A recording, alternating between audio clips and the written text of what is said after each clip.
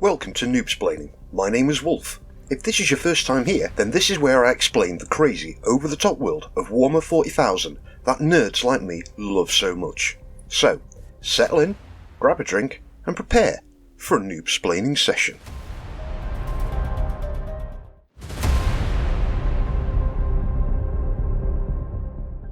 So the question for this video is, the board game Space Hulk was inspired by which movie? Put your answers in the comments, please. Anyway, here we go with another Combat Patrol review, and this time it's the Genestealer Cults. I said cults, you dirty-minded gits. And we also have another shout out. This time it's to Gemma. So hey Gemma.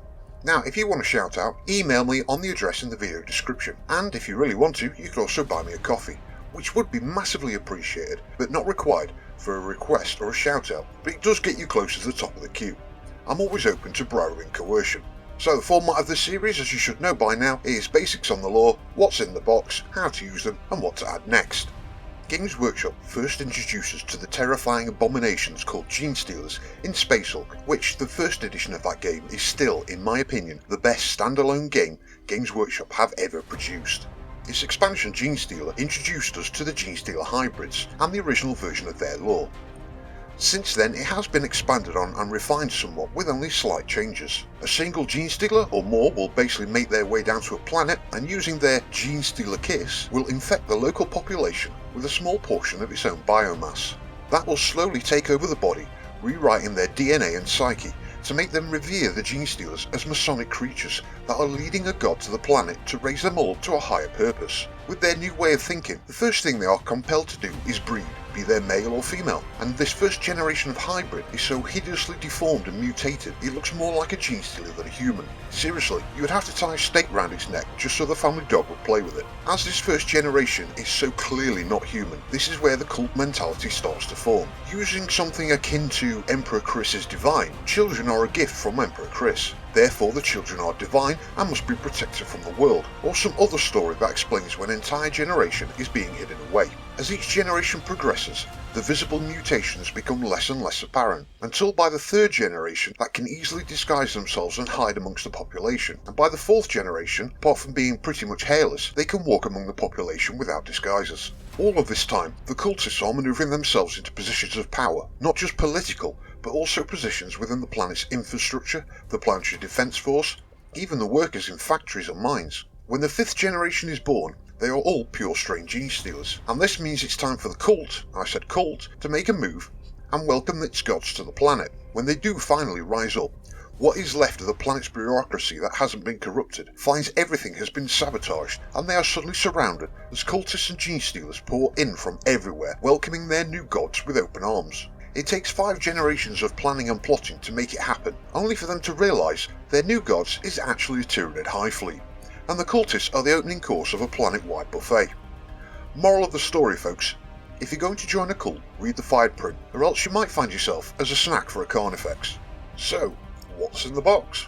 You get 1 Magus, 1 Goliath rock grinder, which can also be built as a Goliath truck, 5 adherents, 5 acolyte hybrids, which can also be built as hybrid metamorphs, and 20 neophyte hybrids. So the Magus, clearly a 4th generation from its physical looks, like all characters in 40k, is way better in melee combat than it is at ranged, but it's probably the weakest character I've seen so far in all the combat patrols I've reviewed. It can also mind control enemy units to give them a negative to hit, a chance to not shoot, but there's also a possibility it will injure itself. This Magus frankly won't live long, but that's not so much a major issue thanks to this faction's unique rule, but we'll cover that later. Next we have the Goliath rock grinder. Now don't build it as the truck, as you're just sacrificing your biggest gun, the heavy mining laser, that looks like it can cut through pretty much anything and everything in any combat patrol box in a couple of turns. On top of that, it also does extra damage from those blades on the front when it charges. The truck doesn't get that. But best to keep it shooting for as long as possible, and only charge weak or seriously injured units, as you don't want to get it tied down into melee for too long. The adherents are clearly first generation hybrids, and only use melee weapons, specifically power weapons, which is very nice, unless of course you're the one getting your face smashed in by this big fuck off maul. Surprisingly tough, and have the potential to deal a lot of damage, and could easily go toe to toe with Space Wings, so don't fuck about and get them stuck into, well, frankly anything. The acolyte hybrids Now this is definitely a second generation hybrid.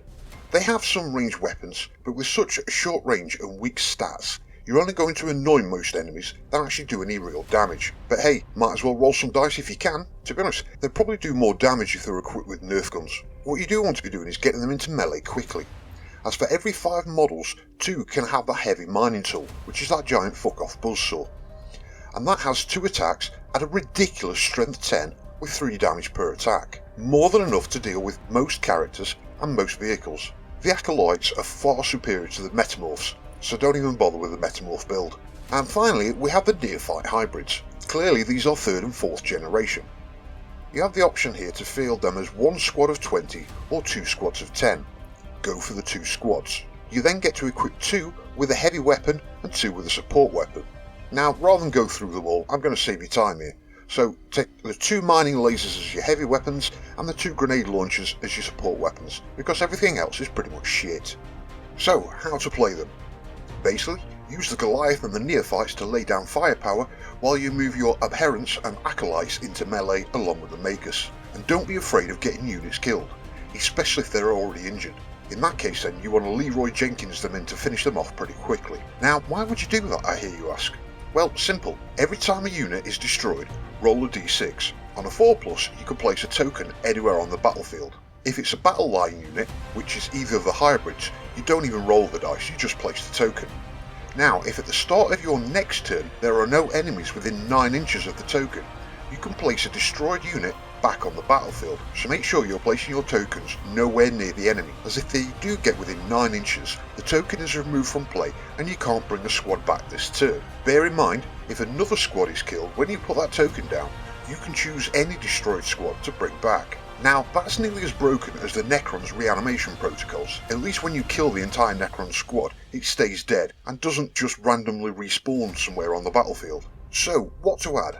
Well, about 8 editions ago, I would have said just as many pure strain Genestealers that you can find for sale, as they would rip anything and everything to shreds with ease. And plus with these new rules, it means they just keep coming back alive, potentially. Somewhere between then and now, however, the Genestealers have had the absolute fuck kicked out of them by that nerf bat. They used to tear up Terminators with ease, now they would struggle with just standard Space Marines. Overall, this is a more melee-based army, which shows with a distinct lack of ranged anti-vehicle units, or Devastator class units as they are known. So, what to add then if we don't have Devastators and Genestealers have been nerfed? Well, more adherents, as they are very powerful in melee, and I believe they're designed to replace the Genestealers. You probably want more of the acolytes as well, and you can have up to 6 squads of the acolytes at a total of 10 models per squad, meaning in each of those squads you can have 4 of those heavy mining tools per squad, making them very, very dangerous, and perhaps another one of the Goliaths. Some of the character units look interesting and add some fun unique rules, but the only epic hero they get is the Patriarch Genestealer,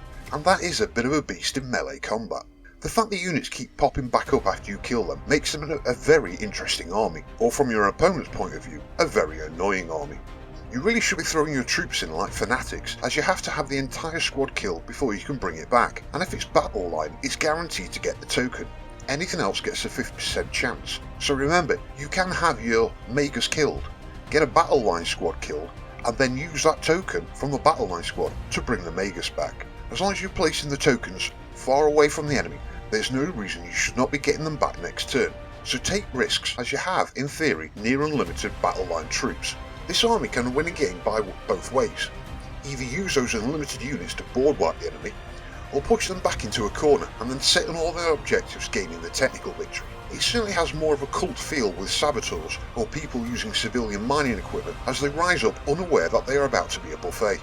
The fact that Genestealers got nerfed really turns me off from this faction, but that's due to the healthy levels of respect I had for them back when they were really fucking dangerous.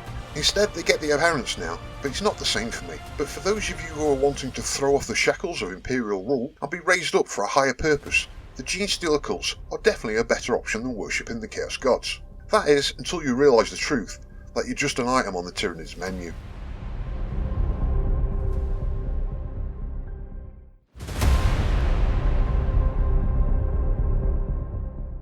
And there we have it. That brings us to the end of this week's video. If you made it this far, thank you very much, and if you laughed or learned anything, please consider hitting that subscribe and like button. Also, don't forget to share this video with somebody who could do some Noob-Splaining in their life. Please leave a comment. I do try and interact with every comment I get, but most importantly, thank you, and I'll see you next time.